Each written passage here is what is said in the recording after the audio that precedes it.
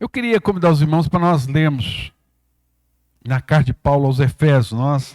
Há 15 dias atrás, nós ministramos e eu queria continuar a palavra, eu queria continuar a ministração de 15 dias atrás. Nós falamos aqui do capítulo 1 de Efésios.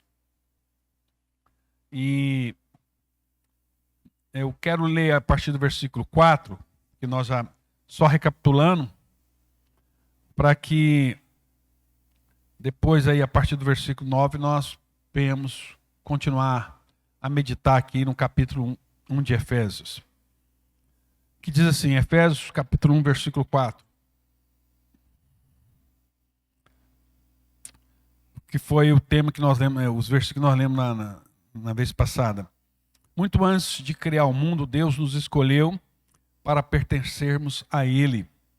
Naquela época, Ele decidiu fazer-nos santos aos seus olhos, sem uma única falta a nós, que nos encontramos diante dele coberto com seu amor.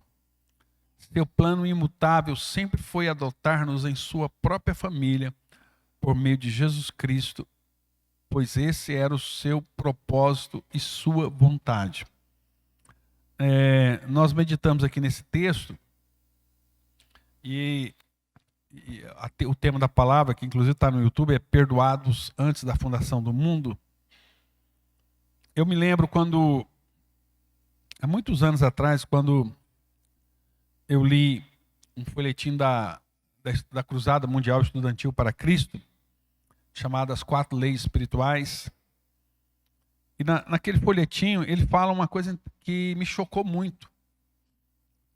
Ele diz assim, que para os salvos, todos os pecados que nós já cometemos no passado e todos os pecados que ainda nós vamos cometer já estão perdoados em Cristo. Quando eu li aquilo, eu fiquei assim meio em choque. Porque eu dizia, como é que pode Deus perdoar os pecados que já perdoou os pecados que eu ainda vou cometer?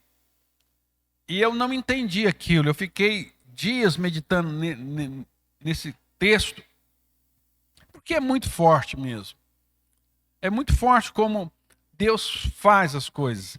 E esse capítulo 1 e o capítulo 2 de Efésios, ele traz tantas verdades para nós, e que nós lemos esses versículos e nós não prestamos atenção muitas vezes no que Paulo está falando aqui. E eu queria te convidar para nós meditarmos aqui, versículo a versículo, para você ver as verdades mais profundas do Evangelho estão aqui. Capítulo 1 e capítulo 2 de Efésios, assim, é um texto que eu sempre leio para renovar a minha fé. E no versículo 6 ele diz assim, agora todo louvor seja dado a Deus por sua maravilhosa graça derramada sobre nós, porque pertencemos ao seu Filho amado. Pertencemos ao seu Filho amado. Essa certeza, vê que Paulo vai falar isso o tempo inteiro, de nós termos essa convicção de quem nós somos. Nós não estamos fazendo as coisas para ir para o céu. Tudo que nós fazemos não é para ir para o céu. É um conceito que foi muito difundido no meio cristão, que nós vamos fazer as coisas para alcançar a salvação. E todas, e todas as religiões do mundo pregam isso. Todas. O cristianismo é a única religião que fala, não é assim. Nós não fazemos as coisas para nos salvarmos. Nós fazemos as coisas porque nós somos salvos. Então, se você olhar ali na parede de vida da igreja, ali tem lá assim, 3 quadros lá, somos, cremos, fazemos. Isso é a identidade da Igreja Sal da Terra. A primeira coisa é eu saber quem eu sou, somos. Quem eu sou, cremos naquilo que Deus falou, né? Naquilo que Deus disse para nós. E depois disso, de eu ter a convicção de quem eu sou e da verdade de Deus para a minha vida, fazemos. Fazer é a última coisa que nós do nosso conceito. Porque fazer sem você ter consciência de quem você é, daquilo que Deus prometeu para você, aquilo não tem sentido. Então tudo que nós fazemos tem que ser para a honra, louvor e glória no nome do nosso Senhor. Então, Paulo está dizendo aqui, né? Agora todo louvor seja dado a Deus por sua maravilhosa graça derramada sobre nós, porque pertencemos ao seu Filho amado. Versículo 7. Ele nos redimiu por meio do seu sangue, perdoando nossos pecados de acordo com a abundante graça de Deus. Ele derramou generosamente sobre nós, com toda sabedoria e entendimento. Deus nos revelou sua razão secreta para enviar Cristo. Olha só, presta atenção no versículo 9. Deus nos revelou a sua razão secreta, ou seja, o mistério. Deus nos revelou o seu mistério, aquilo que estava no coração dele. O que é mistério, irmão? Mistério não é uma coisa que não pode ser conhecida. Mistério é uma coisa, é um segredo que só pode ser compreendido, entendido, revelado através do Espírito Santo. Então, só através do Espírito Santo que eu posso desvendar, conhecer o mistério de Deus. Então, versículo 9 ele diz assim: Deus nos revelou sua razão secreta para enviar Cristo. Um plano que ele, em misericórdia, traçou há muito tempo. Os irmãos vão tendo paciência comigo que eu estou com a tosse. Então, olha só, Deus nos revelou a sua razão secreta para enviar Cristo. Um plano. Olha isso aqui, irmãos, um plano. Então, as coisas não estão acontecendo por acaso. A nossa vida, as coisas não acontecem por acaso. Há um plano, há um projeto. Há um projeto, ainda que nós, nós como cristãos, o nosso dever é buscar isso. Qual que é o plano de Deus para as nossas vidas? O que Deus tem para nós? E o que é razão de muitos irmãos passarem por muitos problemas é exatamente por não discernir isso. Então Deus tem um plano para nós. E este era o seu propósito. Na plenitude do tempo, quando todas as coisas se cumprirem, no céu e na terra, olha só, na plenitude do tempo, ele reunirá tudo o que existe no céu e na terra, debaixo da autoridade de Cristo. Então presta atenção. Tudo no universo vai ser colocado sob a autoridade de Cristo. Já está. Já está. Mas ainda não foi plenamente revelado. E ele diz, nele, em Cristo, nós fomos escolhidos e predestinados como parte do plano soberano de Deus. Então presta atenção no que Paulo está dizendo aqui, irmãos. Não deixa ninguém falar o contrário do que diz a palavra de Deus. A palavra está dizendo, nele, em Cristo, nós fomos escolhidos e predestinados como parte do plano soberano de Deus, que faz tudo conforme a sua vontade. Que faz tudo conforme a sua vontade. Então, isso foi Deus, na sua sabedoria, no seu amor, que nos escolheu. E ele diz mais.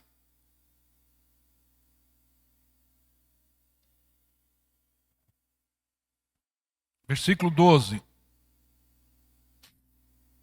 O propósito de Deus nisso era que louvássemos a Deus e dessemos glória a Ele por ter feito essas coisas poderosas por nós. Que fôssemos primeiros, que fomos os primeiros a confiar em Cristo. Então olha só. Esse versículo aqui talvez é o versículo que você está procurando há muitos anos. O que Deus quer de nós? Uma vida que glorifica a Deus. Viver de acordo com aquilo que Jesus fez por nós. Perdoou todos os nossos pecados. Então agora nós temos que viver de acordo com essa verdade. o propósito de Deus nisso era que louvássemos, de vivermos para a glória de Deus. Fazer todas as coisas para a glória de Deus. Então, isso aqui glorifica a Deus? Bem, não glorifica? Não faz sentido. E ele continua, versículo 13. E por causa daquilo que Cristo fez, então nós não somos salvos por causa daquilo que nós fazemos, mas daquilo que Cristo fez por nós. Esses dias atrás eu estava pregando o evangelho para uma pessoa, e essa pessoa estava falando para mim assim, que eu estava pregando o evangelho falando de João 14,6. Eu sou o caminho, a verdade e a vida. E ninguém vem ao Pai a não ser por mim. E aí esse irmão novo convertido, que ainda não conhece as verdades do evangelho, ele não conhece João 14,6. Ele disse assim, mas eu falei para você, está entendendo que ninguém vem ao Pai a não ser, vem por quê? Porque Jesus está no Pai. Ninguém pode vir ao Pai se não for através de Jesus. E ele falou assim, mas isso não é justo. Isso não é justo. Tantos milhões de pessoas no mundo que não conhecem Cristo. Então, existem milhões de pessoas que são pessoas boas, pessoas sinceras, que estão buscando em todas as religiões e tudo mais. E esse irmão que nós estávamos falando, ele andou em várias religiões no mundo inteiro procurando Deus. E ele falou assim, não pode as pessoas serem salvas só por Cristo, porque não é justo. E os outros, tantas pessoas. E eu disse para esse irmão, falar um negócio para você. E aí eu comecei lá desde a fundação do mundo, o plano de Deus da salvação, em que em que Cristo se ofereceu antes da fundação do mundo. Ele foi morto antes da fundação do mundo e deu a vida por nós, morreu por nós antes da fundação do mundo. Então Deus fez um plano para a salvação do homem. E quando ele disse assim, as outras pessoas vão ser salvas de outras maneiras, porque elas não conhecem. E eu disse assim para ele, olha, a ignorância não salva ninguém. A ignorância não salva ninguém.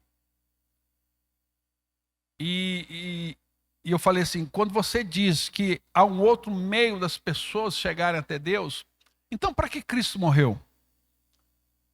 Qual o propósito da morte de Cristo? Ele não precisava ter feito o que ele fez. Se a ignorância salva as pessoas, se a falta de conhecimento salva as pessoas, não precisava Cristo vir e morreu. Qual o propósito disso?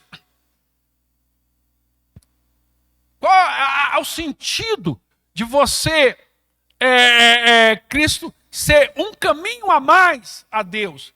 Então Jesus poderia ter dito, olha, eu sou um dos caminhos que pode levar você à verdade, que pode levar você à vida, que pode levar o homem a Deus. Existem vários caminhos. Não, Jesus não disse, Jesus disse, eu sou o caminho. E ele falou assim, mas e esses milhões de pessoas que não conhecem Deus? Eu falei, deixa eu falar um negócio para você. Vamos falar do seu caso. Vamos falar de você. Depois que você conhecer Deus, nós vamos falar dos outros. Porque você está preocupado com uma coisa que nem você conhece. Então, não há outro meio. Não há outro meio do homem ser salvo a não ser por Cristo. Nós vamos ver isso quando nós formos estudar o capítulo 2, na próxima oportunidade. Então, Deus traçou um plano. Versículo 13 diz assim, olha, e por causa daquilo que Cristo fez, também todos vocês que ouviram o evangelho sobre a maneira de ser salvo, creram em Cristo e foram marcados pelo Espírito Santo como pertencentes a Cristo. Então todos os que creram receberam um selo na sua vida, marcados como propriedade exclusiva de Deus. Pedro vai dizer isso na segunda epístola, no capítulo 2, versículo 9. Vós, porém, sois a geração eleita, sacerdócio real, nação santa, o povo de propriedade exclusiva de Deus. Está marcado, selado. E ele diz mais, que foram marcados pelo Espírito Santo, né? E por causa daquilo que Cristo fez também, todos vocês que ouviram o evangelho sobre maneira de ser salvo e creram em Cristo foram marcados pelo Espírito Santo como pertencentes a Cristo, o qual há muito tempo havia sido prometido, né? O Espírito Santo. 14. Sua presença em nosso íntimo, está falando do Espírito Santo. Sua presença em nosso íntimo é a garantia de que Deus realmente nos dará tudo quanto prometeu. O Espírito Santo, você tem o Espírito Santo em você, o Espírito Santo habita em você, então o Espírito Santo que habita em você é a garantia de tudo aquilo que a palavra diz, que Deus prometeu, é a garantia. Qual que é a nossa garantia? O Espírito Santo em nós. Paulo chega a usar a expressão penhor. Sabe por que ele usa penhor? O Espírito Santo não pode voltar aos céus, à Trindade, sem que primeiro Cristo venha e nos leve junto com ele. Então, quando o Espírito Santo cumprir todas as coisas, nós subiremos com o Espírito Santo. O Espírito Santo é que vai nos levar, que vai nos transformar. Então, o Espírito Santo é a garantia de que Jesus vai voltar. É a garantia, é como se Deus tivesse deixado um cheque calção, né? Lembra quando você vai locar alguma coisa? Hoje, não sei, quase não se usa muito calção. Eu sei que quando você vai alocar um carro, eles travam uma quantia no seu cartão de crédito. Acontecer qualquer coisa com o carro, está travado aqui. Então é uma calção. Então foi isso que Deus fez conosco. Eu vou dar uma garantia para vocês que Jesus vai voltar. Eu vou dar o Espírito Santo para vocês. Vocês vão ter o Espírito Santo. E essa é a garantia de que eu vou voltar. Então é isso que Paulo está dizendo aqui. Sua presença em nosso íntimo é a garantia de que Deus realmente é o penhor. Nos dará tudo quanto prometeu.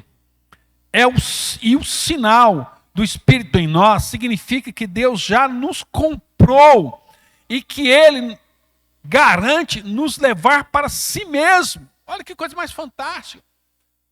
O Espírito Santo em nós é a garantia de que nós fomos comprados, lavados e que Ele vai nos levar para Ele. Esta é mais uma razão para que louvemos o nosso glorioso Deus. Então, aquilo que Cristo fez, morrendo por nós, Paulo falou, isso é um motivo para vocês viverem para a glória de Deus. Agora, o Espírito Santo habita em vocês como um penhor que Jesus vai voltar. Paulo está dizendo, é mais uma razão para vocês glorificarem a Deus. E agora, Paulo vai orar por nós.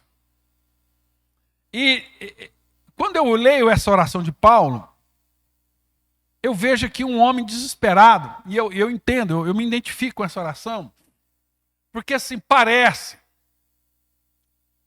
que tudo que eu estou falando para vocês aqui, parece que vocês não entenderam ainda assim, profundamente.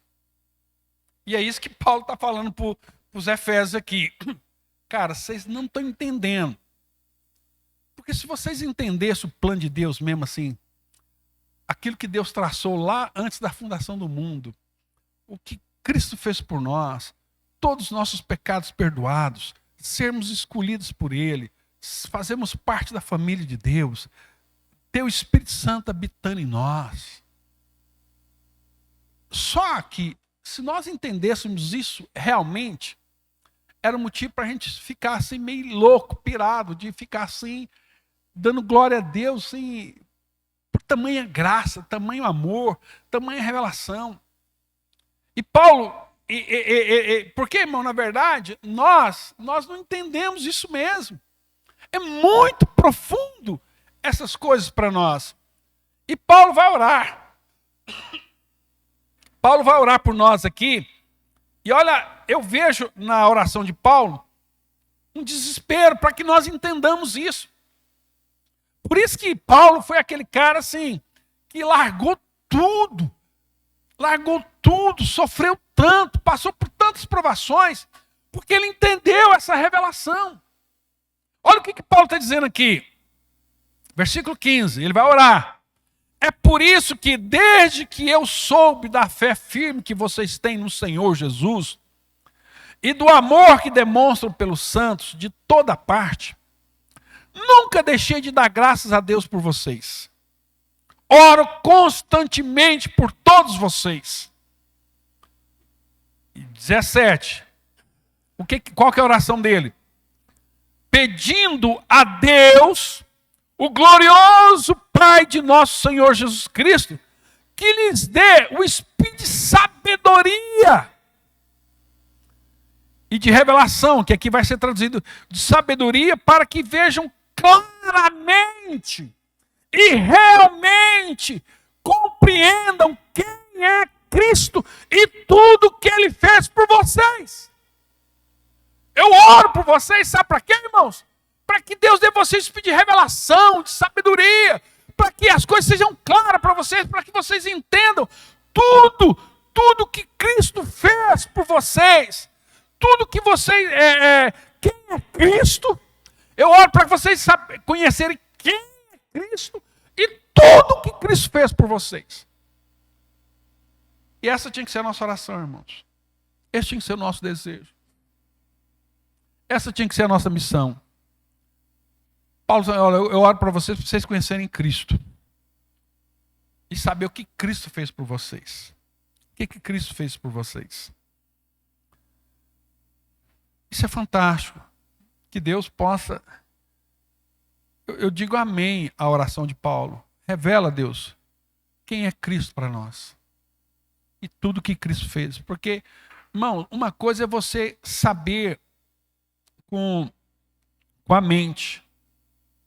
Outra coisa é você saber com o coração.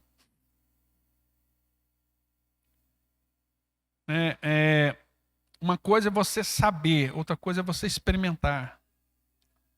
Você entender no seu coração. E o versículo 18 ele diz assim: oro para que seus corações sejam iluminados de luz,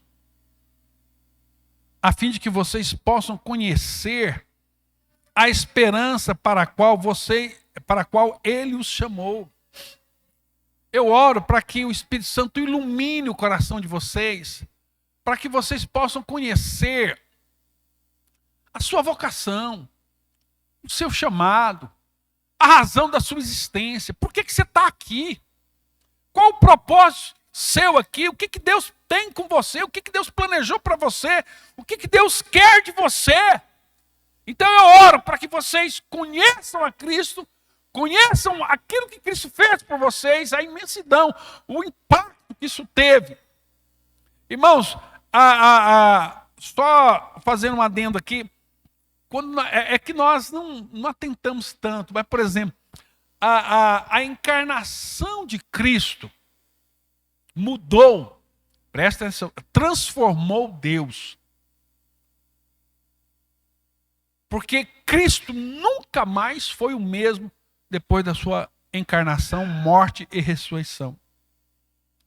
Então você tem Deus Pai, que permanece como Ele sempre foi.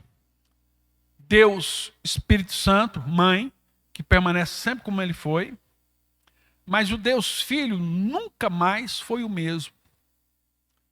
Porque agora, além da natureza divina do Pai, do Espírito Santo, o Filho ele tem a natureza divina e ele tem também uma natureza humana. Há uma identificação do Filho conosco.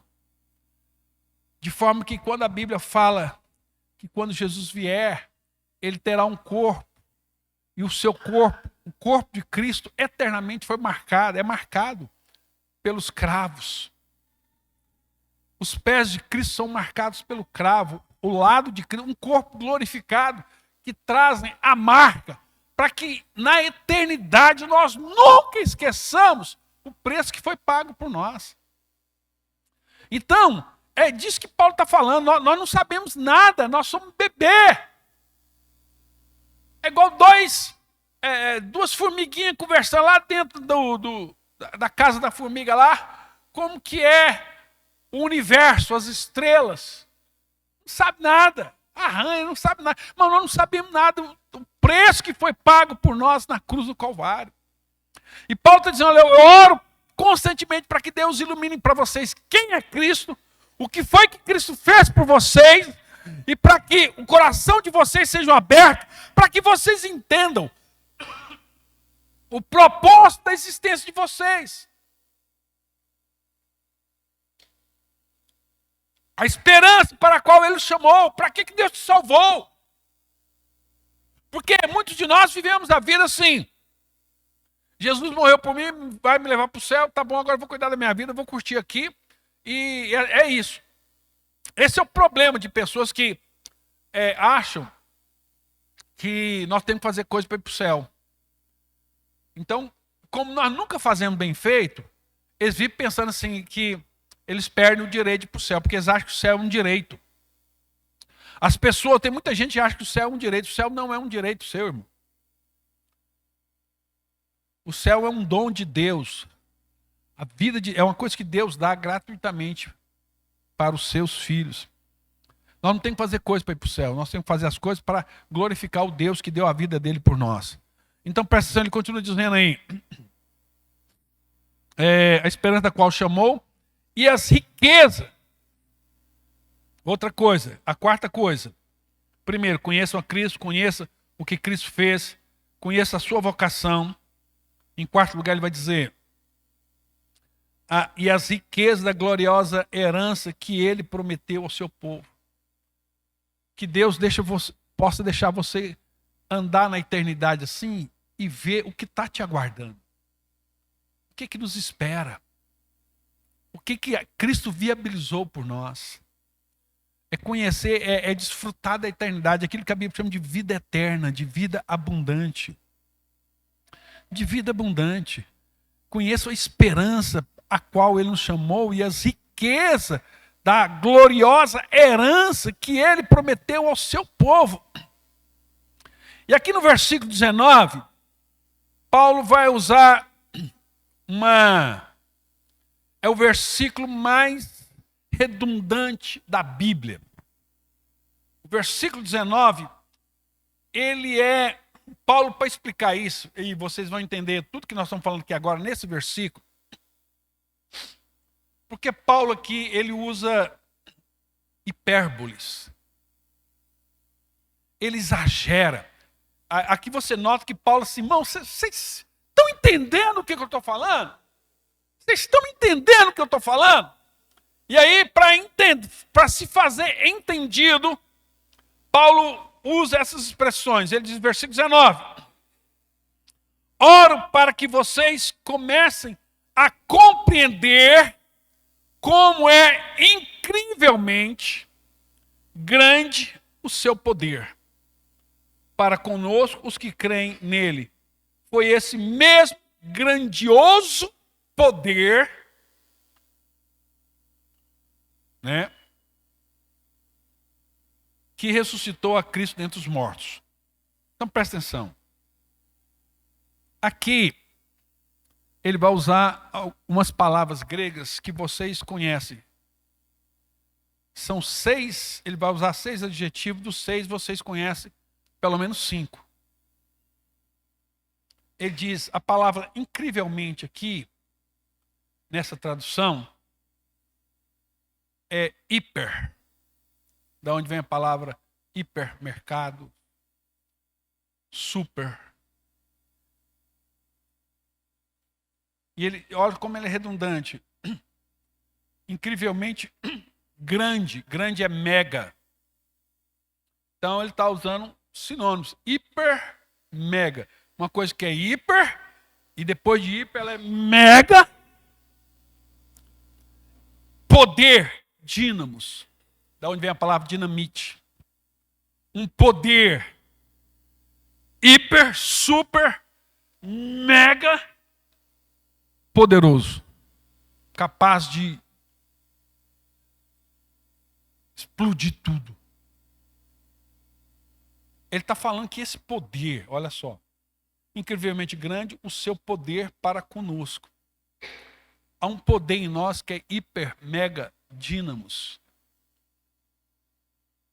Os que creem, foi esse mesmo grandioso poder, e aqui ele vai usar mais 3 palavras gregas que nós conhecemos, faz parte, pelo menos 2 delas faz parte do nosso vocabulário. A palavra que ele traduziu por mesmo aqui, essa tradução é uma tradução de ideia, então nós vamos ver depois na NVI, que é mais uma tradução literal. Então é energia. A palavra energia não é uma palavra portuguesa, energia é uma palavra grega. Então você tem, por exemplo, um liquidificador, quando você coloca na tomada e você aperta a tecla, o motor do carro da partida, aquilo é a energia que move, que faz com que aquilo ande, aquilo funcione. Então ele está falando, essa energia que é traduzida em português, a palavra correta que é eficácia. Essa eficácia, essa energia é grandiosa, a palavra que é kratos, de onde vem a palavra cratera, que é capaz que um terremoto arrebenta tudo e abre aquela grande cratera, ou um meteoro que cai e arrebenta tudo, tanto no Sol ou nos outros, nos planetas ou luas, é aquele poder da cratera. Né? Por exemplo, que eu, por exemplo, o Tiago teve comigo também num lugar chamado Ngorongoro, na África, que é um vulcão gigante, que ele cresceu, foi crescendo, e depois lá em cima ele desabou, pá, criou uma cratera, onde os africanos chamam de Ngorongoro. Então, essa cratera, esse poder capaz de arrebentar tudo, criado por maremotos, por terremotos, por asteroides. Então, esse poder, essa cratera, e ele vai usar, que essa palavra é o poder que foi usado. Então, por exemplo, eu peguei esse copo d'água aqui e coloquei aqui. Eu usei um poder. Isso aqui, essa expressão aqui é a cratera. Eu usei um poder para fazer algo. E depois ele diz aqui, grandioso poder. E a palavra poder aqui não é a dínamos que ele usou lá atrás. É o poder. Ele usou cratera, ou seja, eu peguei esse copo e coloquei aqui, cratera. Mas eu usei toda a minha força para fazer isso? Sim ou não? Não. Tem muito mais força aqui que está guardada. Então ele usa a palavra Ishus, que é uma palavra pouco conhecida. É o poder que está ainda guardado para ser usado.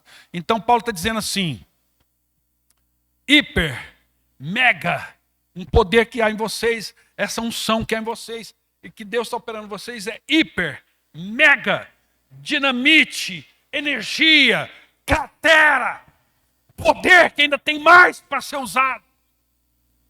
A sensação que Paulo, ele está desesperado, ele está louco, ele está usando tantas palavras assim, poderosas. São as palavras mais poderosas na língua mundial.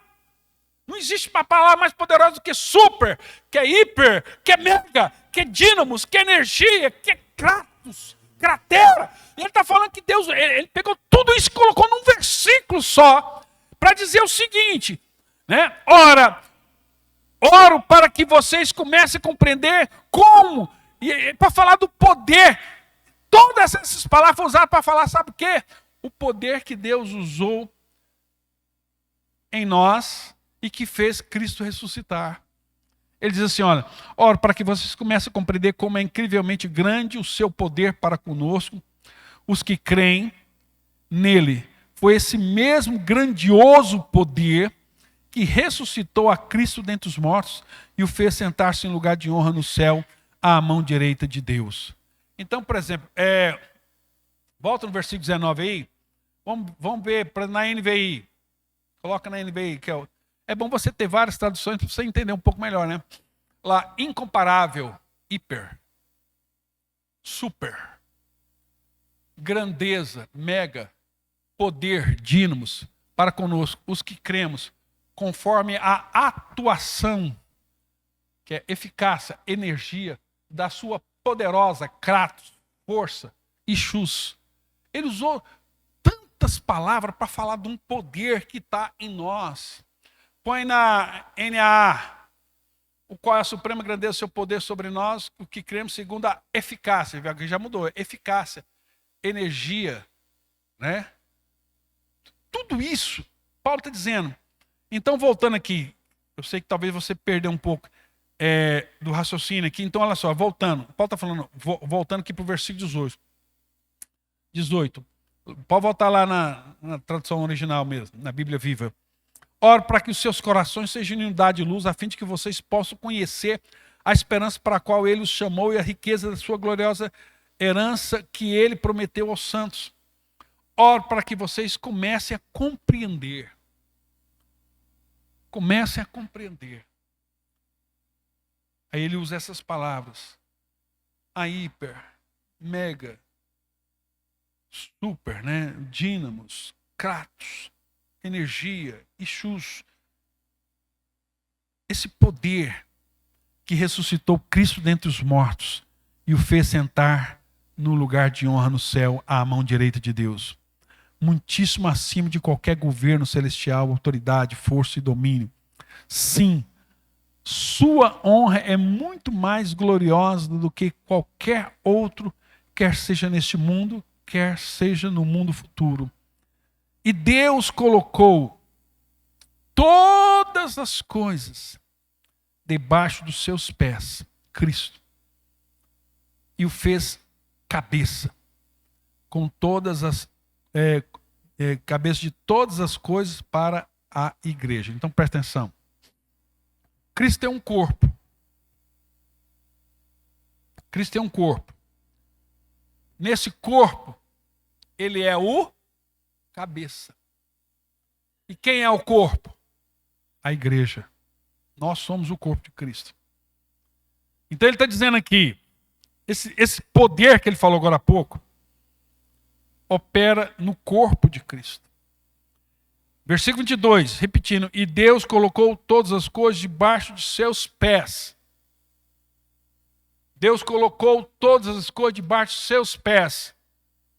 Os pés de quem, irmãos? Da igreja. Da igreja. Porque a igreja, ele vai dizer isso aqui, olha só. E Deus colocou todas as coisas debaixo de seus pés e o fez cabeça de todas as coisas para a igreja. Ele é o cabeça da igreja. Que é o seu corpo, repleto dele mesmo, que é o autor e doador de todas as coisas em toda parte. Ou seja, Cristo tem um corpo, a igreja. Ele é o cabeça da igreja, ele é o Senhor da igreja. E ele colocou debaixo da igreja, sujeitou a igreja genuína, a igreja verdadeira, a verdadeira igreja, formada por pessoas realmente nascidas de novo, formada por cristãos de caráter, formada por pessoas que experimentaram a salvação. Deus colocou debaixo da igreja toda a autoridade. Ele diz, eis que eu vos dou poder. Eis que Mateus 28, ele fala assim, é-me dado todo o poder nos céus e na terra, portanto vão e façam discípulos em todas as nações. Em Marcos 16, 15, ele fala isso. Ele deu à igreja essa autoridade, ele deu à igreja esse poder. Ele diz, aqueles que creem em mim farão as obras que eu faço e farão maiores do que essa, porque eu vou para o meu Pai. Esse poder hiper, mega, kratos, energia, está disponível a nós. Por isso que Paulo fala, irmãos, eu oro para que vocês entendam quem é Cristo, o que Cristo fez por vocês, para que vocês conheçam, o coração de vocês seja iluminado, vocês entendam a vocação de vocês, e para que vocês usem esse poder em favor do reino de Deus. E é isso que Paulo está nos desafiando, a conhecer a Cristo cada dia mais e mais. E todas as coisas estão sujeitas, irmãos, aqui na terra, à autoridade da igreja. Todas, da igreja do Senhor. Quando nós entendemos isso, que Cristo habita em nós, que o Espírito Santo habita em nós e que todas as coisas Ele nos sujeitou. Que basta apenas nós entendermos isso. E eu quero chamar você agora, nós vamos colocar-nos em pé e nós vamos orar.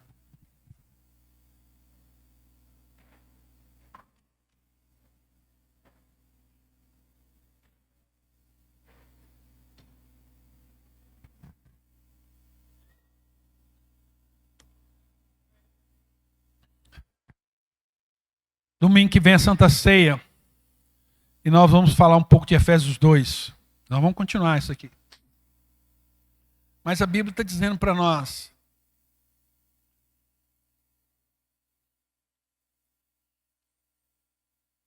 Paulo está implorando para que nós conheçamos a Cristo. Dizendo, eu quero conhecer Jesus. E ser achado nele. Você vai ver Paulo falar isso o tempo inteiro. Cara, vocês precisam conhecer Jesus. Deus tem que abrir os olhos de vocês para vocês conhecerem Jesus. O que foi que Jesus fez. Abrir o coração de vocês para vocês conhecerem a vocação de vocês. E o poder que está disponível para vocês. Vamos resumir de novo tudo que ele falou aqui. Paulo disse, eu quero orar para vocês para que vocês conheçam quem é Jesus. O que Jesus fez por você. Que o coração de vocês seja iluminado para que vocês conheçam a sua vocação. E o poder que está disponível a vocês. Não é um poderzinho. É um poder super, hiper, mega, dínamos, energia, kratos, Ixus.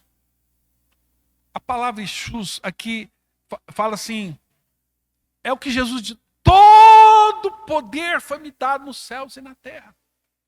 Ele usou uma porção, mas existe muito mais poder. Existe muito mais poder. O poder de Deus que pode criar todas as coisas.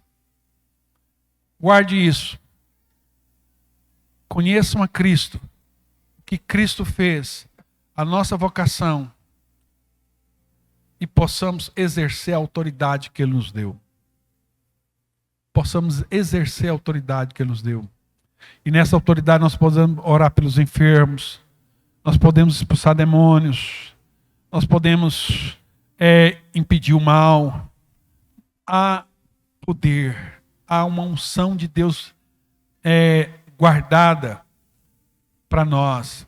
Basta apenas nós tomarmos posse daquilo que Deus já nos deu.